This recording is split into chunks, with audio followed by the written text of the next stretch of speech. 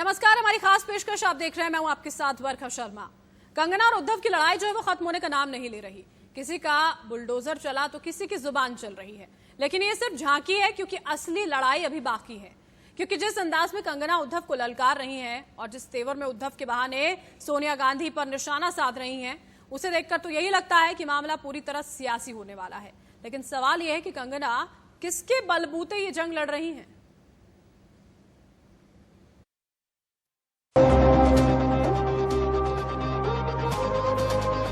आज मेरा घर टूटा है, कल तेरा घमंड टूटेगा। आप दाऊद का घर तोड़ने नहीं जाते, उसका घर तोड़ने जाते हो। बीएमसी का बुलडोजर चला, कंगना की जबान चली।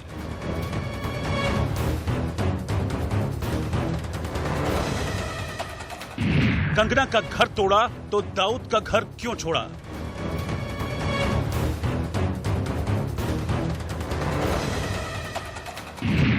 उद्धव बहाना, सोनिया निशाना।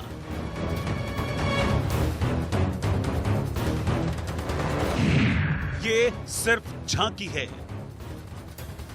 शिवसेना का बुलडोजर चला तो कंगना की जुबान चली, क्योंकि इस संसार में हर चीज का रिएक्शन होता है। लेकिन बदले की रानी बनी कंगना जिस अंदाज में उद्धव को ललकार रही है और जिस तेवर में उद्धव के बहाने सोनिया गांधी पर निशाना साध रही है, उसे देख सवाल उठता है कि कंगना के पीछे आखिर कौन है। वहीं इसी बीच में अगर बात की जाए कि कंगना रनौत के आखिर कंधों पर बंदूक रखकर कौन चला रहा है, क्योंकि लगातार भले ही कंगना ने अपनी बातों को सभी के सामने रखा हो, लेकिन कभी भी वो किसी भी प्रशासन के खिलाफ इतनी तीखी और तेजी से आगे नहीं बढ़ी हैं। हाल ही में उद्धव ठाकरे को लेकर भी उन्होंने कई सारी तीखी टिप्पणियां की थी। तो सवाल ये उठता है कि आखिर कंगना के पीछे कौन है, आखिर कंगना का सपोर्ट सिस्टम कौन है, और आखिर वो कौन है जो कंगना के कंधे पर बंदूक रख के महाराष्ट्र प्रशासन को, महाराष्ट्र सरकार और बीएमसी को ताक पर रख रहा है। आने वाला वक्त ये जरूर बताएगा कि आखिर कंगना के साथ कौन है, कंगना किसके सपोर्ट से इतना खुलकर देश भर की आवाम का सपोर्ट लेते हुए आगे बढ़ रही हैं। किसने पंगा गर्ल के हौसलों में पंख लगा दिए और उनके इरादों को इतना लोहा दे दिया है कि वो सीधे सोनिया गांधी का नाम ले रही है। कंगना ने ट्वीट में लिखा, सोनिया गांधी जी, एक महिला होने के नाते आप महाराष्ट्र में अपनी सरकार द्वारा मेरे साथ किए गए बर्ताव से दुखी नहीं हैं? क्या आप डॉक्टर अंबेडकर के बनाए संविधान के सिद्धांतों का पालन करने की अपील अपनी सरकार से नहीं कर सकती हैं? इसके बाद कंगना ने दूसरा ट्वीट किया, आप पश्चिम में पली बढ़ी हैं, भारत में रहती हैं, आप महिलाओं के संघर्ष को जानती हैं। जब आपकी खुद की सरकार महिलाओं का उत्पीड़न कर रही है और कानून व्यवस्था का मजाक बना रही है, ऐसे में इतिहास आपकी चुप्पी और उदासीनता को तय करेगा। तीसरे ट्वीट में कंगना रनौत ने बाल ठाकरे का नाम लेते हुए सोनिया गांधी पर निशाना साधा। महान बाला साहब ठाकरे मेरे सबसे पसंदीदा आइकॉन में से एक हैं। उनका सबसे बड़ा डर था कि किसी दिन शिवसेना गठबंधन करेगी और कांग्रेस बनेगी। मैं जानना चाहती हूं कि आज उनकी पार्टी की स्थिति को देखते हुए उनकी सजग भावना क्या है। वहीं इससे पहले कंगना ने शिवसेना को सोनिया सेना बताया था। कंगना रनौत उद्धव ठाकरे के बहाने सोनिया पर साध रही है निशाना, और यही कारण है कि उन्होंने सोनिया गांधी को भी अब इस पूरे मामले पर घसीट लिया है। उन्होंने साफ साफ कहा है कि सोनिया सेना का नाम उन्होंने दिया है। यानी ये साफ दिखा रहा है कि कंगना रनौत के पीछे बहुत बड़ी ऐसी कोई शक्ति है, जिसकी वजह से ही कंगना रनौत इस वक्त लगातार फ्रंट फुट पर खेल रही हैं, लगातार एक के बाद एक ट्वीट कर रही हैं। ऐसे ट्वीट कर रही हैं जो साफ साफ हर उन पार्टियों पर निशाना साध रही हैं जो भी उन्हें जरा से भी उनके बारे में विरोध करने की हिम्मत दिखा रहा है। अगर हम एनसीपी की बात कर लें, आप देखिए शरद पवार को भी उन्होंने नहीं छोड़ा, शरद पवार पर भी कंगना रनौत के तीखे शब्द देखे गए, और उसके बाद अब सोनिया गांधी को भी नहीं छोड़ा। सोनिया गांधी के बारे में भी उन्होंने ट्वीट करते हुए सोनिया सेना कह दिया। उद्धव ठाकरे के बहाने उन्होंने सोनिया गांधी को भी इस पूरे मसले पर घसीट लिया है। और अब ये लड़ाई सिर्फ कंगना और उद्धव तक सीमित नहीं है, इसमें बीजेपी भी उतर आई है। क्योंकि बीजेपी ने कंगना को Y+ सिक्योरिटी देकर पहले ही अपने इरादे साफ कर दिए थे। लेकिन कंगना के मुंबई को पीओके कहने वाला बयान महाराष्ट्र सरकार को खुलकर बैटिंग करने से रोक रहा था, क्योंकि शिवसेना इसे मराठी मानुष का अपमान बताकर सियासत कर रही थी। बीजेपी ये कतई नहीं चाहती थी कि महाराष्ट्र की जनता में ये संदेश जाए कि वो मुंबई को पीओके कहने वाली कंगना के साथ हैं। लेकिन जैसे ही कंगना के दफ्तर पर सत्ता का बुलडोजर चला, बीजेपी को ये कहने का मौका मिल गया कि कंगना का घर तोड़ा तो दाऊद का घर क्यों छोड़ा। देखिए भैया, कंगना का मुद्दा तो बीजेपी ने नहीं उठाया, क्या जरूरत थी? आप क्यों ऐसा बयान देते हो कि उन्होंने मुंबई नहीं आना चाहिए? आप क्यों बयान देते हो उन्होंने ऐसा करना चाहिए? पूरी आपकी सिस्टम क्यों लग जाती है? मुद्दा बड़ा क्यों हुआ? कंगना तो कोई राष्ट्रीय नेता नहीं थी, कंगना तो कोई ऐसा विषय नहीं था कि जो राष्ट्रीय स्तर पर चला जाए। आपने उसको बड़ा किया, आपने उसके घर जाकर तोड़ा। अब रोज शिवसेना के नेताओं के किसके किसके घर अवैध है, किसके ऑफिस अवैध है, चीजें बाहर आ रही है। आप दाऊद का घर तोड़ने नहीं जाते, उसका घर तोड़ने जाते हो। इस विषय को बड़ा किसने किया? बीजेपी का संबंध क्या है? कंगना रनौत का ऑफिस तोड़ने के बाद महाराष्ट्र के पूर्व मुख्यमंत्री और यहाँ के विरोधी पार्टी नेता देवेंद्र फडणवीस ने महाराष्ट्र सरकार पर लगाया है बड़ा आरोप यह है कि उन्होंने साफ साफ कहा है कि दाऊद इब्राहिम, जो अंडरवर्ल्ड डॉन दाऊद इब्राहिम का घर तोड़ने के लिए बीएमसी के पास, महासभा के पास समय नहीं है, लेकिन वह कंगना रनौत का घर तोड़ते हैं। उन्होंने साफ साफ शब्दों में इस तरह से बड़ा हमला करते हुए साफ तरीके से उद्धव ठाकरे पर निशाना साधने का प्रयास किया, किस तरीके से यहाँ की सरकार एक कंगना रनौत के पीछे पड़ी हुई है और उनके घर को तोड़ डाला है। उन्होंने साफ साफ शब्दों में यह भी कहा कि जिस तरीके से महाराष्ट्र में कोरोना बढ़ता जा रहा है, बजाय उस पर लगाम लगाने की, यह कंगना रनौत के पीछे पड़े हैं, उनके घर तोड़ रहे हैं, उनके ऑफिस तोड़ रहे हैं, यह सरासर गलत है। एक दिन पहले केंद्रीय मंत्री रामदास आठवले भी कंगना के साथ उनके घर पर नजर आए थे, जो बताने के लिए काफी था। कंगना के हौसलों में इतना दम आखिर आया कहां से है? मैंने उनको बताया है कि आपको मुंबई में डरने की बात नहीं है। मुंबई शिवसेना की भी है, आरपीआई की है, बीजेपी की है, कांग्रेस की है, राष्ट्रवादी की है, और मुंबई सभी धर्म के लोगों के, सभी जाति के लोगों की, सभी भाषा के लोगों की मुंबई है। मुंबई अपने देश की आर्थिक राजधानी है और यहाँ सबको रहने का अधिकार है। और 2-3 इंच अगर वो बांधकाम ज्यादा था तो मतलब वो तोड़ना चाहिए था, लेकिन अंदर का मेरा जो फर्नीचर है वो फर्नीचर भी पूरा तोड़ दिया है, पूरे जो वॉल थे वो भी तोड़ दिए हैं और मेरा भारी नुकसान हुआ है। तो मैं कोर्ट में जा रही हूँ और मैं कोर्ट से मुंबई महानगर पालिका की तरफ से मुझे कॉम्पेंसेशन मिलना चाहिए, लेकिन अंदर का मेरा जो फर्नीचर है वो फर्नीचर भी पूरा तोड़ दिया है, पूरे जो वॉल थे वो भी तोड़ दिए हैं और मेरा भारी नुकसान हुआ है। तो मैं कोर्ट में जा रही हूँ और मैं कोर्ट से मुंबई महानगर पालिका की तरफ से मुझे कॉम्पेंसेशन मिलना चाहिए। वहीं हिमाचल के मुख्यमंत्री जयराम ठाकुर ने तो खुलेआम कह दिया है कि हम हिमाचल की बेटी का अपमान नहीं सह सकते। महाराष्ट्र सरकार ने हिमाचल की बेटी कंगना रनौत के साथ जो राजनीतिक प्रतिशोध की भावना से अत्याचार किया है, ये अत्यंत चिंताजनक एवं निंदनीय है। हमारी सरकार व देश की जनता इस घटनाक्रम में हिमाचल की बेटी के साथ खड़ी है। ये सब बातें महज इत्तेफाक नहीं है। एक दिन पहले ही कंगना की मां आशा रनौत ने बीजेपी का दामन थामा है।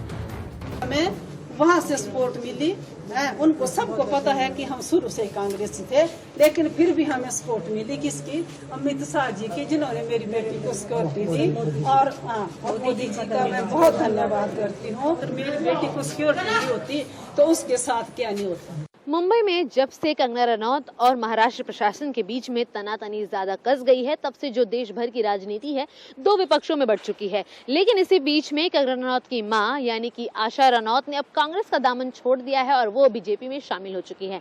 बताना चाहेंगे कि कंगना रनौत को अमित शाह से ही यानी कि बीजेपी द्वारा ही Y+ सिक्योरिटी का प्रदान मिला है, जहां पर अब कंगना रनौत की मां आशा रनौत ने काफी ज्यादा तीखी टिप्पणी की थी महाराष्ट्र प्रशासन पर कि जो भी उनकी बेटी पर बीत रही है, जो भी महाराष्ट्र सरकार कर रही है वो बिल्कुल गलत है। और जब से बीएमसी ने कंगना रनौत का दफ्तर तोड़ा है, उसके बाद से ये माहौल काफी ज्यादा गर्म हो चुका है। अब देखना ये है कि जब कंगना रनौत की मां यानी कि आशा रनौत ने कांग्रेस का दामन छोड़कर बीजेपी का हाथ थामा है, तो क्या कंगना रनौत भी जल्द ही बीजेपी में शामिल होंगी? कंगना की मां आशा रनौत हिमाचल प्रदेश में कांग्रेस की सक्रिय नेता रही हैं, जबकि कंगना के परदादा सरजू सिंह कांग्रेस के विधायक रह चुके हैं। लेकिन अब सब कुछ बदल चुका है, क्योंकि जिस पार्टी से कभी उनके परदादा विधायक रहे, उसी पार्टी के खिलाफ मोदी ने झंडा बुलंद कर दिया है। लेकिन ये सिर्फ झांकी है, असली लड़ाई अभी बाकी है, क्योंकि एक लड़ाई अपने तरीके से शिवसेना भी लड़ रही है। Bureau report, India news. तो कंगना और उद्धव की इस लड़ाई में आखिर फायदा किसका हो रहा है? क्या कंगना से पंगा लेकर शिवसेना फंस गई है? क्योंकि कंगना के दफ्तर पर बीएमसी के बुलडोजर की हर तरफ आलोचना हो रही है। लोगों को यह लगता है कि शिवसेना ने बदले की भावना से कंगना का दफ्तर तोड़वाया, लेकिन कई लोगों को यह भी लगता है कि शिवसेना जानबूझकर कंगना से पंगा ले रही है, क्योंकि उसे सियासी फायदा इसमें नजर आता है। कंगना की निजी लड़ाई में बड़े सियासी पेच हैं, आपको इस रिपोर्ट में हम दिखाते हैं।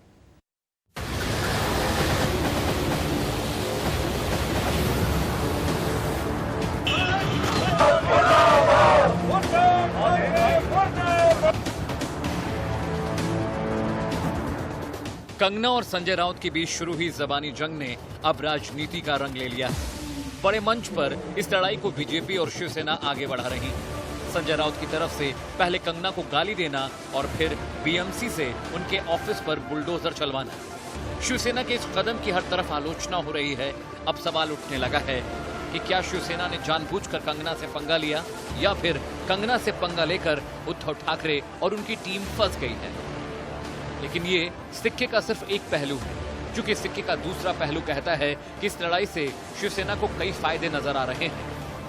कंगना रनौत और महाराष्ट्र सरकार के बीच तकरार लगातार बढ़ती जा रही है। महाराष्ट्र सरकार ने अपनी पूरी तरीके से बड़ी कार्रवाई करते हुए कंगना रनौत के खिलाफ ड्रग मामले में जांच के आदेश दे दिए हैं। यह जांच के आदेश मुंबई के पुलिस कमिश्नर को सौंप दिए गए हैं और साफ साफ कहा गया है कि इस पूरे मामले पर जल्द से जल्द जांच शुरू की जाए। अब पूरे मामले पर मुंबई की क्राइम ब्रांच कंगना रनौत वाले मामले पर जांच पड़ताल कर सकती है या फिर मुंबई की जो नारकोटिक्स टीम है वह भी इस पूरे मामले पर जांच पड़ताल कर सकती है। हालांकि इस पूरे मामले पर मुंबई पुलिस कमिश्नर को फैसला करना कि जांच कौन करेगा, लेकिन यह साफ हो चुका है कि जिस तरीके से तमाम डॉक्यूमेंट्स जो महाराष्ट्र सरकार ने मुंबई पुलिस को सौंपे हैं उससे साफ साफ कहा गया है कि ड्रग वाले मामले पे कंगना रनौत का जांच हो। आपको बता दें कि 2016 में जब अध्ययन सुमन ने, शिखर सुमन के बेटे ने एक इंटरव्यू के जरिए साफ साफ कहा था कंगना रनौत के ड्रग के बारे में, उसी बात को लेकर महाराष्ट्र सरकार अब पूरी तरीके से आक्रामक हो गई है।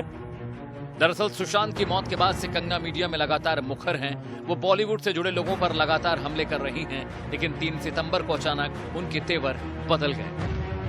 कंगना रनौत बॉलीवुड की एक ऐसी अभिनेत्री हैं जिन्होंने हमेशा ही अपने मुद्दों को बड़ी ही बेबाकी के साथ सोशल मीडिया पर शेयर किया और देश के सामने रखा। बॉलीवुड की झांसी की रानी माने जाने वाली कंगना ने हमेशा ही तीखी टिप्पणी की है उन चीजों पर जो उन्हें पसंद नहीं है। लेकिन जब से सुशांत सिंह राजपूत का मामला सामने आया है तब से कंगना के जो तेवर हैं वो काफी ज्यादा सुर्ख हो चुके हैं महाराष्ट्र प्रशासन को लेकर। लगातार उन्होंने महाराष्ट्र प्रशासन पर ही नहीं बल्कि बॉलीवुड माफिया पर भी लगातार सवाल उठाए हैं। लेकिन जिस तरह से फिलहाल कंगना रनौत हिमाचल प्रदेश से अब मुंबई पहुंच चुकी हैं, जो उन्होंने मुंबई का सफर तय किया है, इससे जो उनके महाराष्ट्र प्रशासन के साथ लगातार तनातनी चल रही है, तीखी जो इन दोनों के बीच में गर्म मिजाज है, वो काफी ज्यादा अलग रुख लेता हुआ नजर आ रहा है। कंगना ने संजय राउत की आलोचना करते हुए मुंबई को पीओके बता दिया। महाराष्ट्र में बीजेपी के नेताओं ने पहले दिन तो कंगना का समर्थन किया, लेकिन बाद में कंगना के इस बयान से महाराष्ट्र बीजेपी पीछे हट गई। दरअसल बीजेपी को समझ आ गया था कि ट्विटर ट्रेंड पार्टी के खिलाफ जा रहा है, लेकिन अब शिवसेना इस मसले को भुनाना चाहती है और वो जानबूझकर कंगना से उलझ रही है। दरअसल शिवसेना इस लड़ाई से अपना फायदा देख रही है। दरअसल शिवसेना को लगता है कि कंगना का साथ देने की वजह से महाराष्ट्र बीजेपी की राज्य में एक नकारात्मक छवि बन रही है। अगर बीजेपी की छवि मुंबई में खराब होती है तो इससे शिवसेना को फायदा होगा, क्योंकि मुंबई महानगर पालिका के चुनाव ज्यादा दूर नहीं हैं। वहीं महाराष्ट्र की जनता कंगना के दफ्तर तोड़े जाने पर तो कंगना के साथ है, लेकिन कंगना के मुंबई को पीओके वाले बयान से नाराज है। कंगना रनौत ने मुंबई को लेकर जो पीओके शब्द का प्रयोग किया था, जिसको लेकर बड़ा बवाल खड़ा हुआ, आखिरकार उनका ऑफिस तक शिवसेना को तोड़ना पड़ा। वजह रही कि पीओके का वह बयान जिसको कंगना रनौत ने कहा था कि क्या मैं पीओके में रह रही हूं। यही बात को लेकर अब शिवसेना और बीजेपी आमने सामने दिखाई पड़ रही है। दोनों पार्टियां राजनीति करने के प्लान में दिखाई पड़ रही हैं, क्योंकि यह साफ है कि शिवसेना को लग रहा है कि पीओके वाले मुद्दे को लेकर जो मराठी वोटर हैं वह पूरी तरीके से शिवसेना के समर्थन में रहेंगे। यही बात बीजेपी को खटक रही है और बीजेपी को लग रहा है कि अगर पीओके वाला मुद्दा काफी तूल पकड़ा और वह शिवसेना के पक्ष में गया तो बीजेपी को नुकसान हो सकता है। क्योंकि यहाँ बात महाराष्ट्र के सम्मान की है। कंगना ने शिवसेना और संजय राउत की बुराई करते करते मुंबई की आलोचना शुरू कर दी। एक बार उन्होंने पीओके का जिक्र किया और उसके बाद उन्होंने इसे तालिबान कह दिया। इससे मुंबई की अस्मिता का मुद्दा उठ खड़ा हुआ है और इससे हमेशा शिवसेना को फायदा हुआ है, क्योंकि शिवसेना का आधार ही अस्मिता की राजनीति पर टिका है। वहीं कई सालों से मुंबई यानी शिवसेना का समीकरण लोगों के दिमागों में बना हुआ है। इस छाप से शिवसेना को फायदा आगामी मुंबई नगरपालिका चुनाव में हो सकता है। कंगना मसले पर शिवसेना आक्रामक बनी हुई है और इससे मुंबई में शिवसेना का समीकरण और मजबूत हो रहा है। सवाल सवाल उद्धव ठाकरे के सम्मान का भी है। शिवसेना ये मैसेज दे रही है कि अगर राज्य में बीजेपी होती तो क्या होता। इससे शिवसेना यूपी के सीएम योगी आदित्यनाथ का उदाहरण दे रही है, जिनका कार्टून बनाने पर एक शख्स को जेल में डाल दिया गया था। यहाँ तो कंगना ने सीधे तू कहकर उद्धव को ललकारा है। उद्धव ठाकरे, तुझे क्या लगता है कि तूने फिल्म माफिया के साथ मिलके मेरा घर तोड़ के मुझसे बहुत बड़ा बदला लिया है? आज मेरा घर टूटा है, कल तेरा घमंड टूटेगा। वहीं महाराष्ट्र से हर दिन रिकॉर्ड संख्या में कोरोना के नए केस सामने आ रहे हैं। आम जनता और विपक्ष इस मुद्दे पर सवाल करता उससे पहले ही कंगना से लड़ाई ने सारे असल मुद्दों को पीछे छोड़ दिया। मतलब इससे भी शिवसेना का फायदा है। यही कारण है कि कंगना के एपिसोड को शिवसेना खत्म नहीं करना चाहती है, क्योंकि कंगना का दफ्तर ढहाने के बाद अब महाराष्ट्र सरकार कंगना को ड्रग्स के मामले में घेरने की तैयारी कर रही है। महाराष्ट्र के गृहमंत्री अमित देशमुख ने अध्ययन सुमन के उस पुराने इंटरव्यू के आधार पर मुंबई पुलिस से जांच कराने की बात कही है। हालांकि कंगना ने ट्वीट कर इसका जवाब दिया, जिसमें कहा, प्लीज मेरा ड्रग टेस्ट कीजिए, मेरे कॉल रिकॉर्ड्स की जांच कीजिए। अगर आपको ड्रग पैडलर्स को लेकर मुझसे कोई भी लिंक मिलता है तो मैं अपनी गलती मान लूंगी और हमेशा के लिए मुंबई छोड़ दूंगी। वहीं अध्ययन सुमन ने भी एक वीडियो जारी करके अपने इस इंटरव्यू को तुलना देने की अपील की है। मैं एक्चुअली कल से बहुत ज़्यादा डिस्टर्ब हूँ, बिकॉज मेरा नाम फिर से ड्रैग किया जा रहा है एक ऐसे इंटरव्यू को लेकर जो मैंने 2016 में दिया था। मैं हाथ जोड़ता हूँ आप सभी से कि प्लीज़ मुझे इसमें ना ड्रैग करें। जो मुझे कहना था वो मैंने 2016 में कह दिया था। तब मुझे और मेरे पूरे परिवार को नेशनल टेलीविजन पर रिडिक्यूल किया गया था और अब मैं उस बात को भूल चुका हूँ, ज़िंदगी में आगे बढ़ चुका हूँ। तो प्लीज़ मुझे अपने डार्क पास्ट में फिर मत लेकर जाइए। बहुत मुश्किलों से मैं गुजरा हूँ। लेकिन अध्ययन सुमन की बात मानेगा कौन, क्योंकि शिवसेना को कंगना से पंगा लेने में मजा आ रहा है। अब मुंबई की महाभारत में ना शिवसेना पीछे हट रही है और ना ही कंगना झुक रही है। दोनों तरफ से घमासान जारी है, लेकिन ये सिर्फ एक झांकी है। Bureau report, India news.